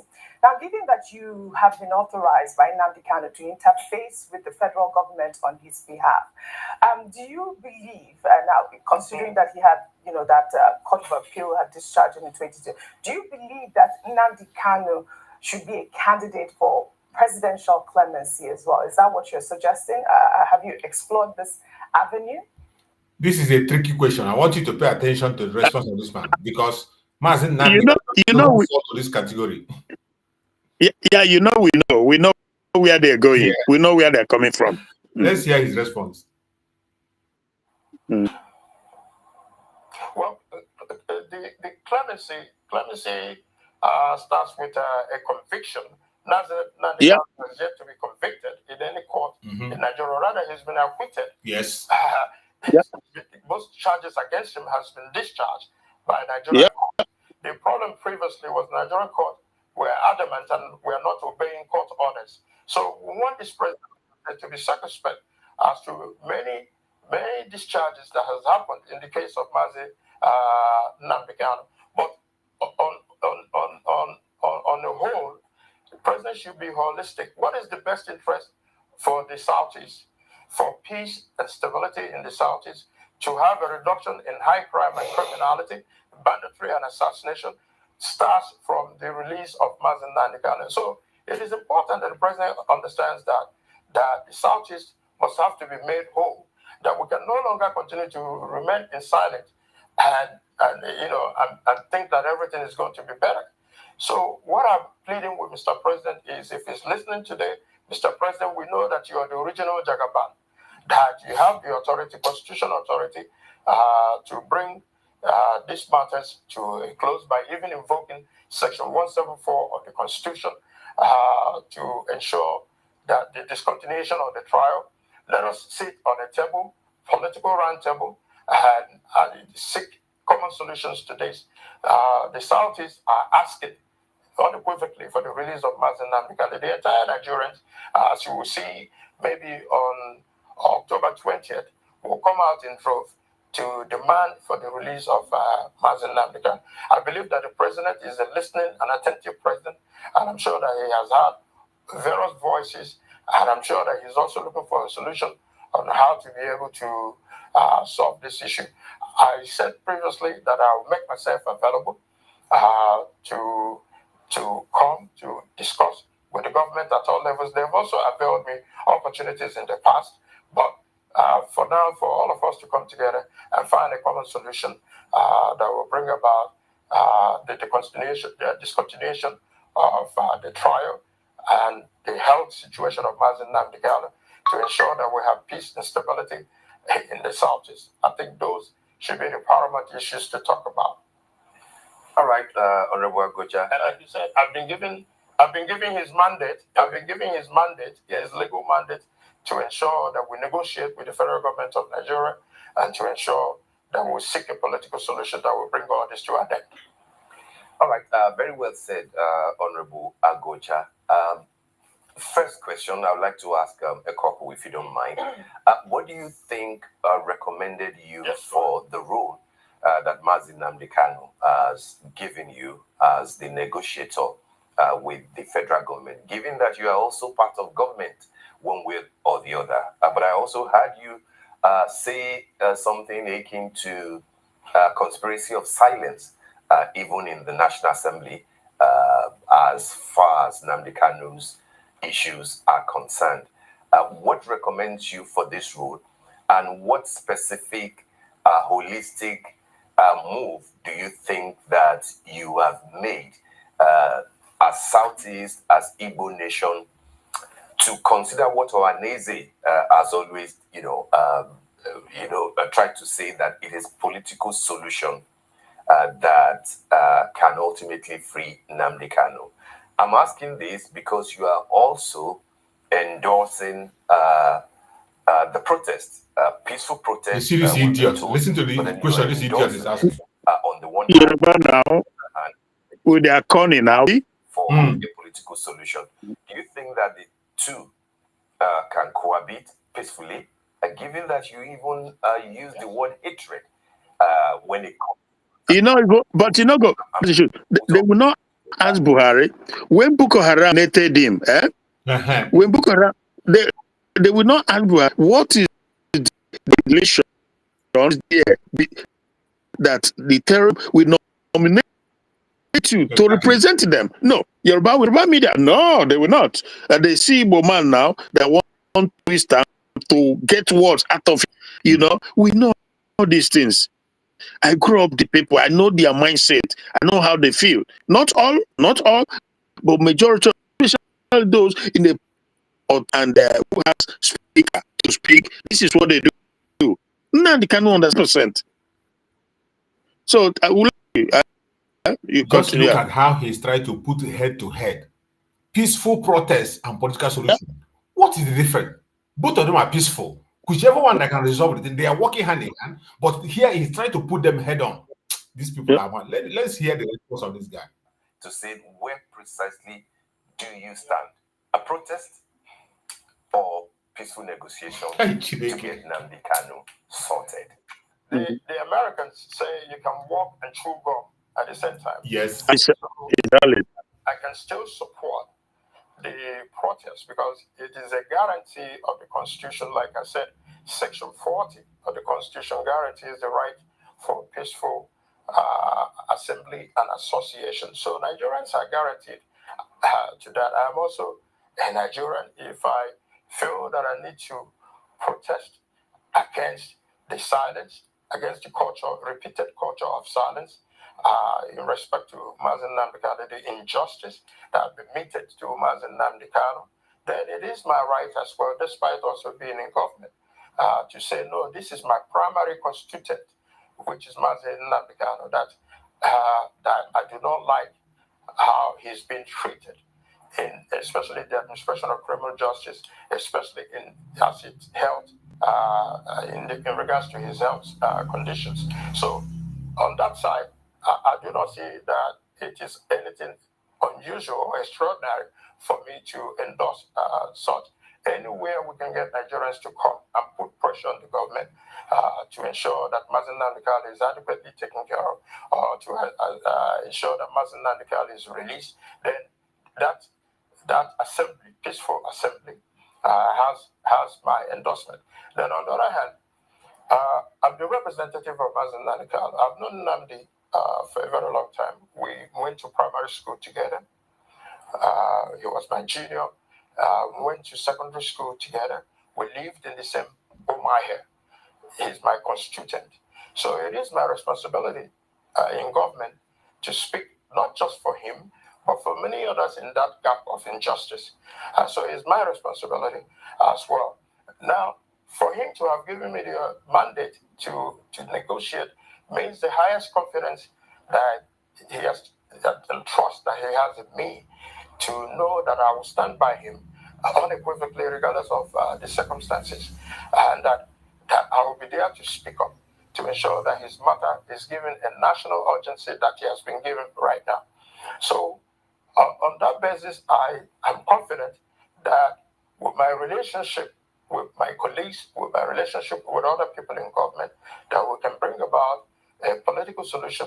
Initially, we had 60 members of the House of Representatives that signed a letter, if you recall, 60 members from all political delineations, backgrounds, that signed a letter to Mr. President, and up to another group of 180, half of the House of Representatives, that signed a letter to Mr. President. So, on a political scale, we believe that if all the Igbos come together, it's not just Obi Agocha, if all the Igbos, if all Nigerians of goodwill, of good conscience come together, that we can sit with the administration and negotiate a political solution that will be in the best interest of Nigeria, that will be in the best interest of Mazi Nnamdi Kanu, that will also be in the best interest of the Igbos, the Southeast in general, who are themselves bearing the brunt of high crime and criminality, banditry and assassination, and kidnapping that are so prevalent in the Southeast.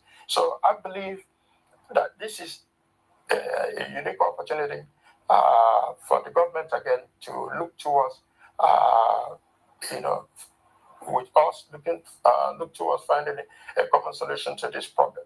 Nnamdi Kanu has suffered enough, he has been prosecuted enough, and yet has not been convicted of any crime. Rather, most of the charges, 15 charges were initially filed against him on terrorism, and of those 15 charges, 8 has been dismissed by a competent court of jurisdiction, and the remaining 7, we still believe, based on the evidences presented in court, that the federal government has yet to prove otherwise, that Mazi Nnamdi Kanu has done something extraordinary to be charged with the high level of terrorism charges that have been given to him. And now you also remember the extraordinary rendition of Mazi Nnamdi Kanu. Mazi Nnamdi Kanu was kidnapped from Kenya and brought to Nigeria. On what basis does the Nigerian court has jurisdiction to even try Nnamdi Kanu in the first basis? So, but these are the things that we have to look at in whole with the administration and seek a common solution. We want peace. We want peace in the Southeast. We want peace in Nigeria. And we want everybody who goes through, especially in the administration of criminal justice, to ensure that, nobody is marginalized simply because of their race, marginalized simply because of their religion. I believe that this is a unique opportunity this week and otherwise to be fully engaged with the government to bring a common solution to this. All right. On that note, Honorable Obi Agbocha, I would like to thank you very much for joining us on the morning show this morning. Thank you very much indeed.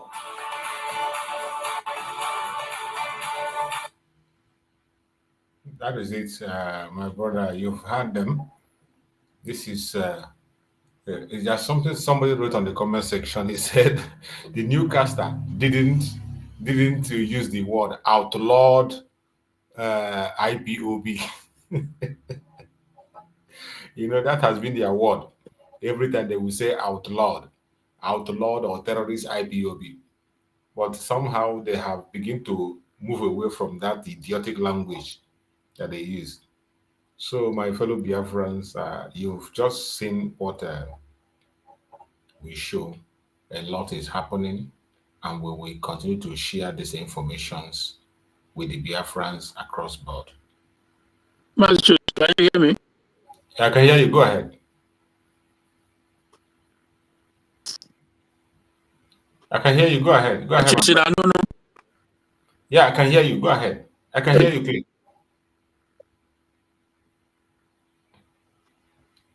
I can hear you, bro. Listen, I can hear you. Yes, I can hear you. I can hear you. Okay. Yeah, this maybe just evening session. I can. Okay. So I'm saying that the evening session avenue network. Yes, I think I have a little bit more network issue than in the morning, but it's okay. I mean, we are managing. We have to continue. No, so you are hearing me, right? Hello. Hey. Hello. Wow. Hello. I can hear you.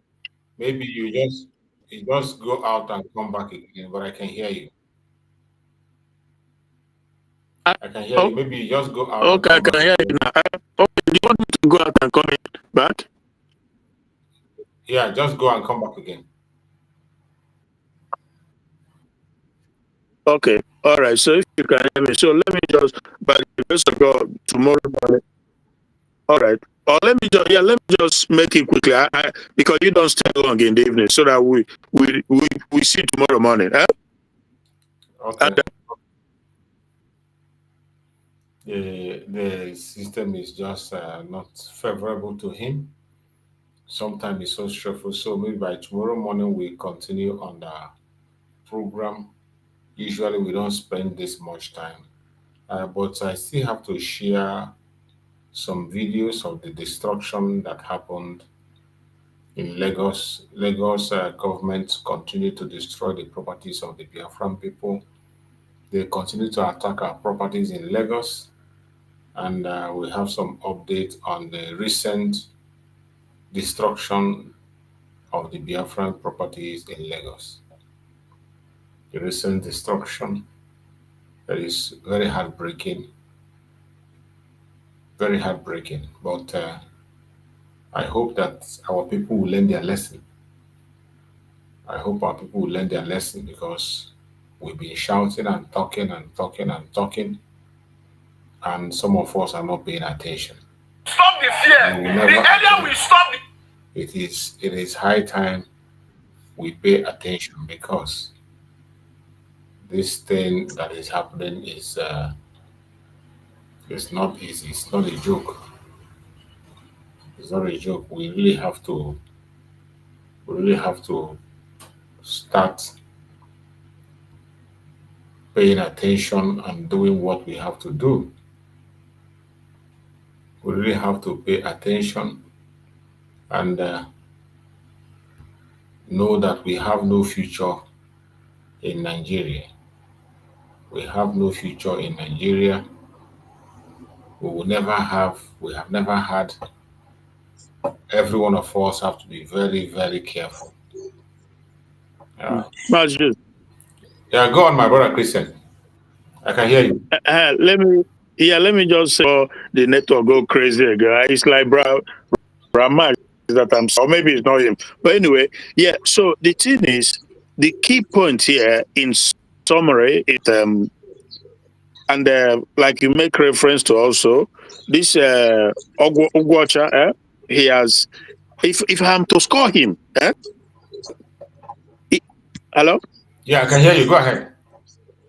Yeah, if I am to score, I probably score him between 70% Yes. out of 100, because he's a politician in the zoo, or he cannot be any more blunt than he is. He cannot speak like us, right? So therefore, I'm ready to give him a 60 to 70%, which is, if not credit, excellence on the mark table. So yeah, but the key point there is that it's important when we speak, like, I want it to go viral so that people can speak more about this, that this is Yoruba regime.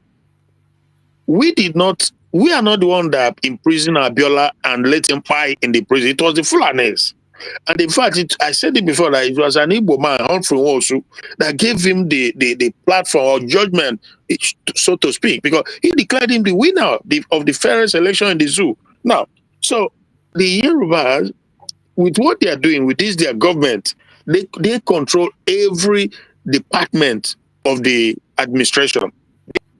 They're in charge everywhere. So the whole thing, they will be whole responsible. Anything happens to Nnamdi, and I want them to hear it. And I write in every platform that we will neither get. They are choosing a path. I hope they retreat from this path, because it's hand. The judge, the whatever, everything is in their hand, and there's absolutely no reason why they should. And they know what Nnamdi Kanu means to us as Biafra, as Igbo. They understand that, and they did not do it to Sunday Igbo, whom I don't have any problem with, but we're just speaking fact. So if they go ahead, if they don't learn their lesson and learn it quickly, if anything happens, it will not be as if they don't know that this is the decision we take. If anything happens, that is going to be a collective decision of the entire Igbo concerning the Yoruba, because this is their government, and we have never had Igbo government in that country. So it's very important that we continue to say stuff like this, so that anybody, when they near to them, or we know, so that nobody say when something begin happen, then go say Igbo people wicked, or Igbo people don't know. This is the soul in us. Nnamdi Kanu is in every Igbo person in France. So it's not something you can joke with, but they are joking with, but we shall see. So, Brachu, so much, and by the grace of God, tomorrow the network will be better. I think I will resume work next week, Wednesday, where I have a better network. So, but this is good. Keep it up. If before I came in, I was writing to CBN, broadcasting network, because they also casing a recent happening in one of these Middle Belt states where they massacre Christians, and these criminal politicians are and they are trying to lie. Yeah, exactly. But we will keep exposing them in every way possible, in any way we can. We continue to write and to, so these are some of the very vital things, because like I said, it's linked, completely linked and connected to our issue, So we are the ones that massacre also and continue to suppress us, because they want to turn us into whom we are not. So this is very important. I cannot appreciate your effort enough, because this level of consistency, we must hold it straight fast. We will continue. We have to continue. So thank you so much, my brother. God bless. Bless you too, my brother Christian. I appreciate you. Thank you so much. I appreciate you. My sister Victoria Weke. Victoria, you're there. Unmute yourself and speak to us. Good evening, Mazi. Are you hearing me? Yeah, I can hear you. Okay. Good evening, Biafrans, anywhere you are. I say good evening to everybody. Mazi, I watch you go this interview on Twitter. This afternoon, but I didn't watch it all. So, kita 8 years, I think watch full, where full. Ihe mere m attract na this video bụ na ịma ndị a na-use their brain too much. If ndị Fulani a ndị Fulani na-use their brain too much. If you go brain ha ji wee bịa na nke a pushzie ya ka ọ bụrụ ịma na ndị Fulani kidnap Mazi Nnamdi Kanu na onye push godere ndị Yoruba. So ndị Yoruba afọ nka this man na-asị on all the teams niile lawyer niile no ndị Yoruba. And the president is a Yoruba man. If you get, and the judge is a Yoruba man. If you get, hey, push guy na Yoruba, can money hand the Yoruba here? Ndibo na Yoruba get Jema this case. Can we money again? Also, I can actually contribute. Man, ask him plan how gonna have this time around. Chineke will save us from their hand, and God will make Mazi Nnamdi to come out peacefully and come out with life, and nothing will happen to him. Yes, sir. Ngwanu jisikwa na ike nọọsụ ya ka nchọrọ ikwu because I gosiri ya bụ ihe na-enwe ka o si wee dị. Ngwanu jisi na ike. Bye. Thank you so much. You got a good point. Even that point in with it, very strong. Oh yeah, the point I did discuss all this while. That is the point we have been pointing out, and we are happy that it's coming out and somebody could be able to present it to the media. So she made a good point. Yeah. Mazi choose. Hello. Even from time, more or less, I think I can say that from inception, the Northerners, they've always been in this cohort, especially since the war that they imposed on us. Because I keep emphasizing, we did not ask for the war, we did not declare war. They brought the war upon us. If somebody can't come to buy you and you fold your hand and watch. No. Ojukwu only asked for the rightful thing to be done. In fact, they agreed upon it in Abure, Ghana, with Gowon. And they came back, he turned around, he refused to implement it, rather they continue to buy our people in the north. You have no choice than to ask them to come back and let's turn on our own. That's all Ojukwu did. He did not raise army, he did not go to war. He asked the people, come back. You can't stay there and they're buying you. And you just come back home and let's turn our own, have our own republic. they say no, that you cannot go, you can't have your own freedom. Therefore, they came with the war. That's how it started. It's important that people know that we did not ask for it. They brought it upon us. So, but the Yorubas and the North, they see the opportunity from that time to always come together and see Igbo like a card that should be played. When the election come, they use it to play. They will support them. The North, when they finish, come back to Yoruba. They back and forth. They continue on this. And in terms of marginalization, all these support we talk about, all this international support, they always conspire to make sure none of it happens in Igbo land. It's not accident. Both of these two sides, they come together and plan these things. And this is what, like this sister just suggested, the Fulani did the kidnapping, and now they push it over to Tinubu. Yes. And the Yorubas, they are in charge. Holistically, they are in charge. So it's important that for everybody to know that this time we will not take it. We will not take it. We just will not take it. So thank you so much, my brother. Thank you so much. This one now this is the latest destruction of properties of Igbos in Lagos. This one I think happened this morning. Stop the fear. Yeah. The earlier we stop the fear in this country, the better for us. We should not fear. This one is this morning. Let's make up our mind. Don't tell me to stop my video. Okay. This video. And this video must get. Okay. People should see what is happening in Nigeria. Is this Nigeria we voted for? Yeah. Is this the APC government we voted for? You are talking of vote, idiot. You never see anything. For how long are we going to do this? You go vote APC. For how long? Yeah.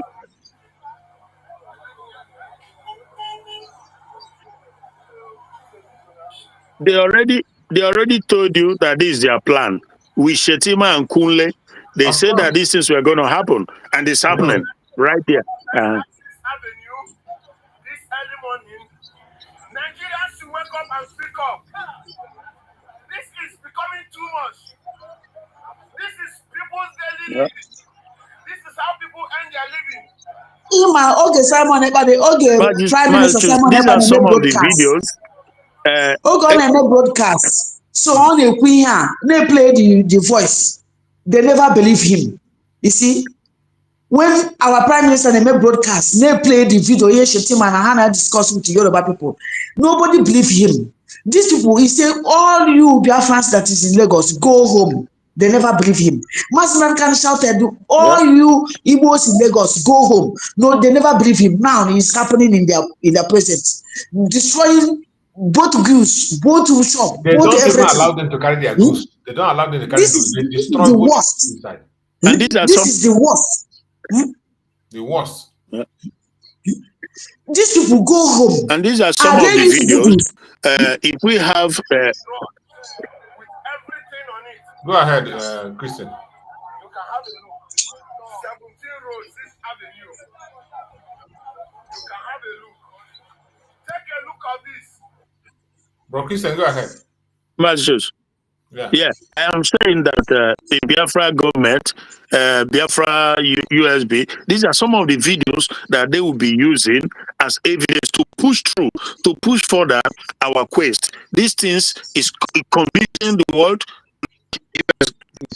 administration, stuff like that. What do you say? You know, they support people. Well, if we see, hello? I can hear you. Go ahead. Go ahead. It say what? Go ahead. Hello, Marcus.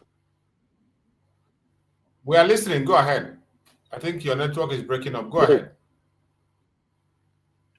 Yeah, did you say something? I don't know. No. Go ahead. I thought you said. Okay, I was just saying.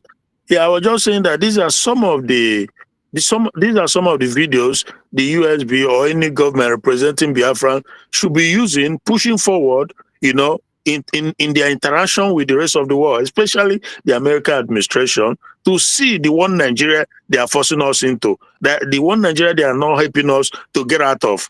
How can you stay in a country where they are just doing everything to take you out, trying to force you into Islamism, destroying your properties, playing the video? They should play the video of the vice president when he was, coordinating this with a Yoruba governor. Everything is on the video there. So that is the thing. So that is the situation, my brother. It is so sad. You can imagine. They don't even allow them to pick their properties. They don't even allow them to pick anything. They just destroy everything. This one happened today, this morning. That is how bad it is. And when we talk, they say, "Why are you talking?" Master, did you hear the last part, the comment I made? Yeah, I heard you. I heard you loud and clear. Master, which market is this one? Network is gone. This one is in First Stack. This morning, First Okay, Stack. 6 7 Okay, Yeah. for streets. Yeah. Okay, yeah. Yep. Oh, Jisinike, because Jisinike, not busy. Bye bye. Thank you, my sister. Okay, bye. Bye. Okay, my sister. Thank you so much.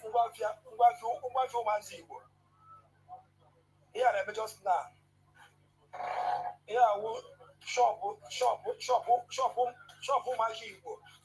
Can do what without single notice. To the millions of naira and the money now just because I wouldn't look at no information, no notice. To the shop in the money, to the water now need destroy it because I can do. Just look at. Just look at.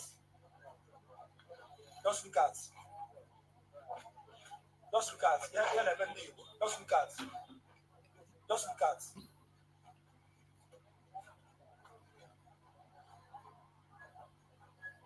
Just look at. Look at. You shop millions of that and the man. Maybe this morning I had ever. Just see. Look at. Yeah. Without notice. Then the other side. Then the other side. Then can I millions of that and they are the people in Lagos ever. Just look at. Look at. Look at. Now, get us how they show in Lagos.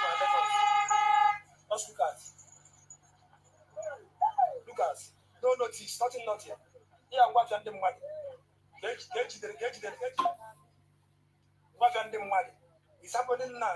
Today, 11th of October, 2025. Look at. That's like this morning, got there. Look at.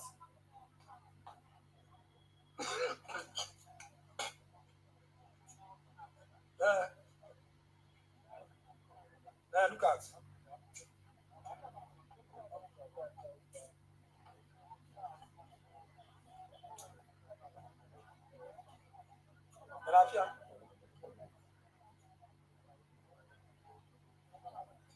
I want to one Nigeria. One Nigeria doesn't exist. They belong to Nigeria. At all. We are not among. At all. They belong to Nigeria. Yeah, they are my sister the new. First tag.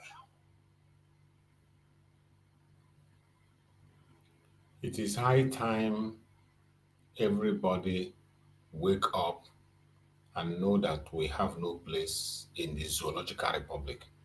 When we say it, you will not agree, you will not understand. But I think people begin to understand. We have come to the end of the program. I appreciate everyone that have listened to us. We are going to come back tomorrow morning to have our morning program as usual. Please try to share the video and also join us on time tomorrow so that we can stand our time. Many people are joining very late and it makes us to stay more than the time we are supposed to stay. We have limited time tomorrow. Try as much as tomorrow is sit at home. Don't forget, tomorrow is sit at home. Tomorrow is sit at home. Sit at home is still ongoing. And tomorrow is supposed to be heavy. We are supposed to carry this sit at home and join them into the request of the freedom of Mazi Nnamdi to the 20th. This month sit at home is supposed to be very hot. This one, before we get to the 20th. After this very sit at home, I think the next Monday is going to be the 20th we're talking about, I think so. So every one of us must key in. Coming Monday, this Monday is supposed to be a preparation for the next Monday, which is the day of the protest. in Asorok. Everybody is supposed to sit at home tomorrow. Don't forget it. We will come tomorrow for our sit at home program and to continue to put support to this very 20th October protest. Share it to your friends and neighbors. Every day, if you have nothing to say, just type Free Mazi Nnamdi Kanu, Free Mazi Simon Ekpa. Free Mazi Nnamdi Kanu. We have not forgotten Mazi Simon Ekpa. Don't think we forget Mazi Simon Ekpa. Each time we talk about Mazi Nnamdi Kanu, we are talking about Mazi Simon Ekpa. The only reason why we are focused on Mazi Nnamdi Kanu today is because of the situation and the protests in his name. So we have to push that and push it as far as we can. We don't forget Mazi Simon Ekpa. Our Prime Minister Mazi Simon Ekpa, we will also come to his own where we all channel our energy to that place and push it to the highest level. So I appreciate everyone that have joined us. May Chukwu Abiyama guide and protect all of us, save us and deliver us, give us the strength to continue to forge ahead and also move on to the sit at home of tomorrow in preparation.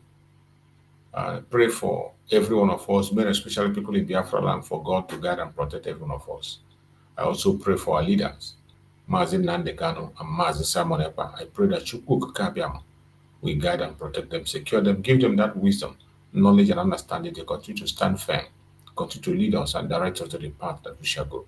Thank you so much for watching. Thank you for being with us. See you tomorrow morning. Stay blessed. Good night.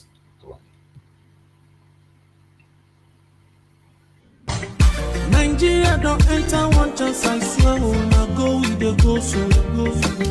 Yes, men, they kill us every day, for them busy, they campaign again. After they failed all the promises they made, oh, them they praise themselves. Why the masses were supposed to give them the praises we they are they run to? Move it out. I blame it on the religious leaders. I blame it on the traditional rulers.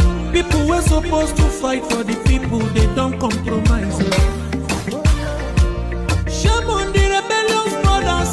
People will cry with us during answers. Today them don't join those oppressors, they eat jollof. Something on the smell of. Very soon now we go perceive them. We have up where this government they cause my time bomb. It go soon explode. Revolution they come. It's very close and they feel more. When the power of the people we triumph, the power of the people in power. They no even care, they no even send. Say the people they die of hunger. Hungry dog is an angry dog. One day you go bite the owner.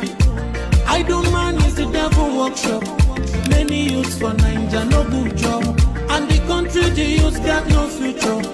The country is gone, that's on period. Move it out. I blame it on the judiciary leaders. I blame it on the electoral officials. People were supposed to save the nation, but they collected bribe. Shame on the armed forces. People were supposed to protect the masses. But now them they shoot us anytime they hear our voice.